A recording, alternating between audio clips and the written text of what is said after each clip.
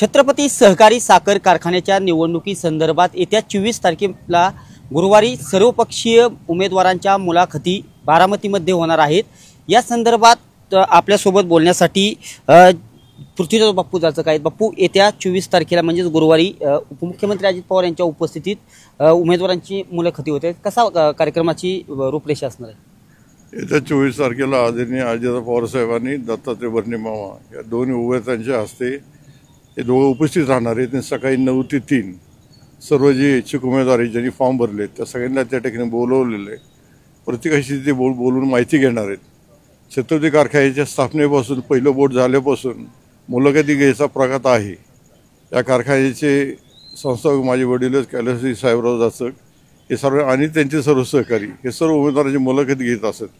कारण जो संचालक होणार आहे तर आपला कारखाना किती कॅपॅसिटीचा आहे, तो संचालक पुढे काय त्याकडे काय योजना आहेत कारखान्यासाठी, या सर्व गोष्टी माहीत पाहिजे। आणि तो स्वतःचा संसार उत्तम करतो का हे पाहायला पाहिजे। कारण जी व्यक्ती स्वतःचा संसार चांगली करते तोच 30 सभासदांचा संसार उत्तम करू शकेल। त्यासाठी त्या उमेदवाराची सर्वांगीण माहिती असली पाहिजे। आता काही ठिकाणी मी ऐकलं लेखी परीक्षा आहे, तोंडी परीक्षा आहे। आपण आपल्या घरच्या लेखीचा मुलाचं लग्न करताना सुद्धा आपण सगळी चौकशी करतो, हे एका संसारासाठी करतो। मग 30 संभासदांचा संसार एका घरात 3 व्यक्ती धरल्या सर 30-90 आणि त्या सगळ्यांना अवलंबून असताना अंदाजे 10,000 लोक 1 लाख एक कारखाना म्हणजे किमान 1 लाख लोकांच्या प्रपंचाचा प्रश्न आहे। त्यासाठी अशी मुलाखत घेणे गरजेचं आहे। आणि छत्रपती कारखान्याचे सुरुवातीला सभासद होते 850, आता आहेत 30,000 सभासद। 30,000मधून 21 चांगले उमेदवार निवडायचे। ज्यांनी अर्ज भरले ते सर्वच चांगले उमेदवार आहेत। सगळे डायरेक्टर व्हायच्या क्षमतेचे, सगळे चेअरमन व्हायच्या क्षमतेचे आहेत।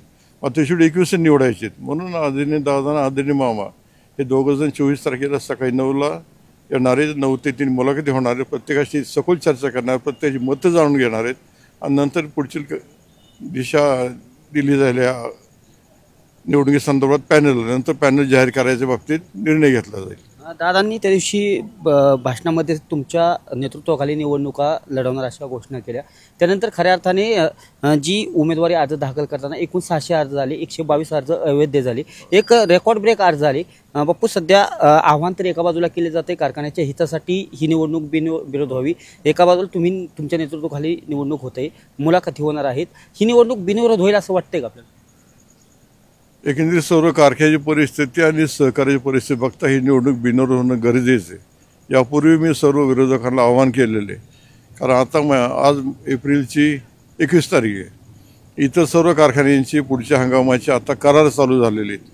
आपल्या कारखान्याचा आता नवीन संचालक मंडळ अस्तित्वात याला जून महिना उजेडेल। तोपर्यंत करार व्हायच्या जे आहेत बाबी करार करायचे, नवीन तोडणी वाहतुकीचे ॲडव्हान्स वाटप करायचे, इतर काय तदनुषंगिक बाबी करायच्या आहे। यासाठी हा 6 महिना इलेक्शन गुंतला तर त्याला विलंब होणार आहे। त्यासाठी सर्व विरोधकांना माझं आव्हान आहे की सर्वांनी आपण हा कारखाना बिनविरोध करायच्या दृष्टीने प्रयत्न करावेत। इतर सर्व कारखाने या पद्धतीने बिनविरोध झालेले सहकारी शेवटी ह्यातून 21 निवडायचे। आणि कारखाना आज छत्रपती कारखाना हे सांगायला सुद्धा बरं वाटत नाही, परंतु खूप आर्थिक संकटात आहे। हा कारखाना वाचवण्यासाठी सगळ्यांनी एकत्र होऊन हे केलं पाहिजे।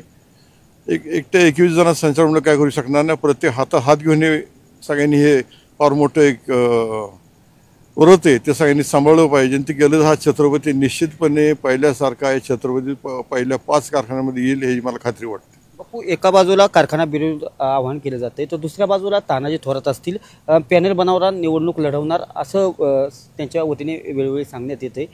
उद्या सर्वपक्षीय उमेदवार मुलाखतीला येणार आहेत। सर्वांना मुलाखतीसाठी बोलवलं जाणार आहे का बिनविरोध? सर्वांनाच मुलाखतीसाठी निमंत्रण आहे। ज्यांनी फॉर्म भरले जे एकत्र येऊ इच्छितात।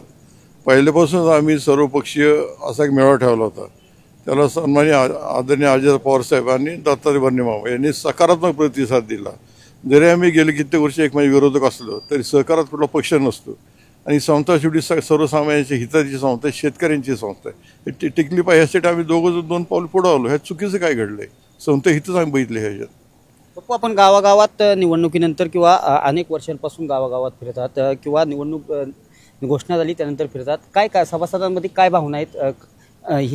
शेतकऱ्यांच्या हितासाठी असे कोणते निर्णय घ्यावे लागतील की ते आता सध्यास्थिती गरजेचे आहे? एकतर ह्या कारखान्याची गेली 3 वर्ष जनरल मीटिंग झालेली नाही। या कारखान्याचं प्रथम ऑडिट करायला लागेल।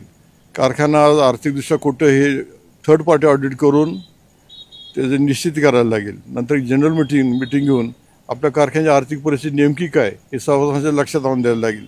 शेवटी कुठलंही संचालक मंडळ आलं तर त्याच्या हातात काही जादू नाही आहे. आपण कुठे आहोत, काय कुठं बचत केली पाहिजे, पुढची दिशा काय असेल ह्याचा एक रोडमॅप तयार करून सभासदांना विश्वास घेऊन या सर्व बाबतीत पुढे जायला पाहिजे. बऱ्याच ठिकाणी चुकीचे निर्णय झालेत.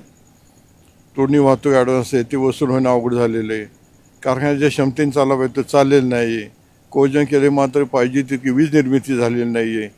गेटकेन आणला आहे तो गेटकेन चांगला आणलेला नाही, त्यामुळे रिकव्हरी घटलेली आहे. आणि ऊस उशिरा तुटल्यामुळे सभासदांचा चांगला ऊस जो होता तो बाहेर गेला आणि बाहेरचा रिकव्हरी करण्याचा ऊस आल्यामुळे कारखान्याचं जवळ चित्र आहे. परंतु हा कारखाना निश्चितपणे यातून बाहेर काढेल याची मला खात्री आहे. एका बाजूला दादांनी घोषणा केली की तुमच्या नेतृत्वाखाली निवडणुका लढवल्या जातील. त्यानंतर खासदार सुप्रिया सुळेंनी देखील तुमच्या निवासस्थानी भेट दिली, एक प्रकारे पाठिंबा दर्शवला. पण दुसऱ्या बाजूने मोठ्या प्रमाणात अर्ज देखील तेवढे उमेदवारांचे आले. परंतु कारखाना वेळोवेळी तुम्ही किंवा सर्व सांगत असताना की बिनविरोध व्हावा, तुम्हाला अशी नक्की खात्री वाटते का कारखाना बिनविरोध होईल? एक तर अर्ज मोठ्या प्रमाणात आले हे जिवंत लोकशाहीचं लक्षण आहे छत्रपती म्हटलं. ज्यांनी अर्ज भरले ते सगळ्यांचं मी स्वागतच करतो. शेवटी लोकशाही सगळ्यांना अर्ज भरायचा अधिकार आहे, संविधानाने तो अधिकार दिलेला आहे. मात्र हे होत असताना नेमकं आपल्याला साधायचं काय त्या दृष्टीने सगळ्यांनी विचार केला तर बिनविरोध झालं तर बरं पडेल असं माझी इच्छा, वैयक्तिक इच्छा. शेवटी इलेक्शन होणार असेल तर इलेक्शनला सामोरं जायलाच लागेल. पण माझी आजही विरोधकांना जे विरोधी पॅनल करू इच्छित आहेत ते आमचे मित्र आहेत, मित्र विरोधक म्हणतच नाही. त्यांनी अजूनही समजून घ्यावं आणि या कारखाना बिनविरोध निवडणुकीचा एक चांगला पायंडा पाडावा अशी माझी त्यांना विनंती. नक्कीच हे होते साखर संघाचे माजी अध्यक्ष पृथ्वीराज जाचक. येत्या 24 तारखेला उपमुख्यमंत्री अजित पवार यांच्या उपस्थितीत बारामतीमध्ये जे उमेदवार आहेत त्या सर्वपक्षीय उमेदवारांच्या मुलाखती होणार आहेत. आणि ह्या कारखान्याच्या किंवा शेतकऱ्यांच्या हितासाठी जे रेकॉर्ड ब्रेक फॉर्म आलेले आहेत, परंतु कारखान्याच्या हितासाठी हा कारखाना बिनविरोध होणे गरजेचं आहे असं पृथ्वीराज जाचक यांनी आपलं स्पष्ट मत व्यक्त केलेलं आहे. आणि आम्ही बिनविरोध करण्यासाठी सर्वतोपरी प्रयत्न देखील करणार आहोत असं देखील त्यांनी सांगितलेलं आहे. कॅमेरा पर्सन अभिजित पिसेसह मी दीपक कापरे, TV9 मराठी, इंदापूर.